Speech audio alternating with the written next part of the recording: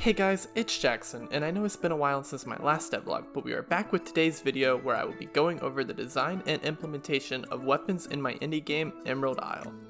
Progress during this devlog was slower than the previous ones, but I'm continuing to push the development forward. I also finally changed the sprite for the player character. This sprite is still more of a template, as I want to add lots of customization options for the appearance of the player, but I think it fits the style of the game. Thematically, my game will be similar to the hit farming game Stardew Valley, but I want to create a bigger emphasis on adventure, and a part of that is an interesting combat system. There are a few games I took inspiration from while designing the system. Firstly, I love the way Terraria handles weapons and armor. There are tons of different types of weapons, armor, all with their own pros and cons. Each player has their unique favorite weapon, and I want to bring that feeling over into my game. Another one of my favorite games is Hades. While the style of my game will not be similar to Hades, I will want to incorporate some elements of its clean combat to help improve the feel of my game. Lastly, I want to incorporate some elements of the video game Grounded. While Grounded is a completely different type of game, I love the variety of damage types that pushes the player to try out new weapons against different enemies. The player will need a health system, the ability to attack, and defensive capabilities. This video will focus on the ability to attack, so let's look at the system I chose. There will be 3 classes of weapons: melee, which includes things like swords, spears, and hammers; ranged, which includes bows and guns; and magic, which includes all the fun and interesting weapons. These 3 classes will be affected by the types of armors and accessories the player decides to wear. To make it more interesting, I added damage types separate from the classes: piercing, slashing, blunt, and magic.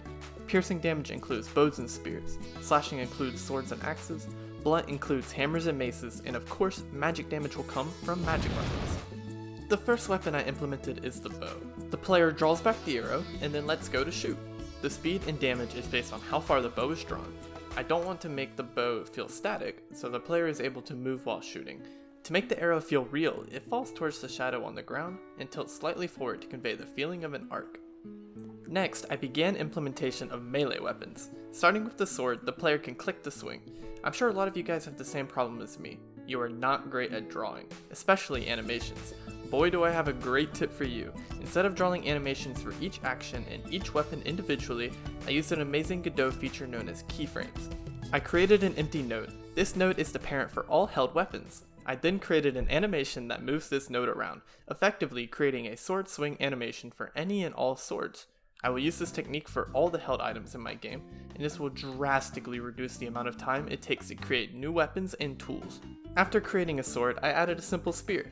Spears will deal piercing damage instead of the slashing damage that swords deal, but is still a melee weapon.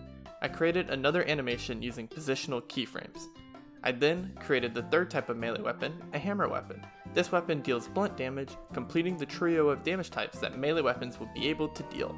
Ranged and melee weapons were pretty straightforward, but now is where things get interesting. Magic weapons can be just about anything. I am sure that I will have lots of fun designing and developing a large array of interesting magical weapons, but for now I will be focusing on one to get a general idea for how they work. I thought of a very simple magic weapon for the beginning of the game, the sand wand. When this weapon is casted, it creates sandball projectiles that go out in a sort of shotgun-like blast. Now there is at least one weapon of each type implemented in the game. I made it so when you hover over a weapon, it displays the type of weapon and the type and amount of damage it deals.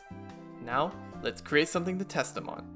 I created a skeleton enemy that includes a hurtbox. This collision shape will damage the skeleton whenever it comes into contact with a hitbox, something that I added to all the weapons and projectiles. I will be creating many more enemies with varying attacks, but for now, Steve will be a good dummy to test weapons on. That's going to wrap up this video, and if you enjoyed the devlog, please like and subscribe, as it really helps me out, and you'll be able to see my future progress as well.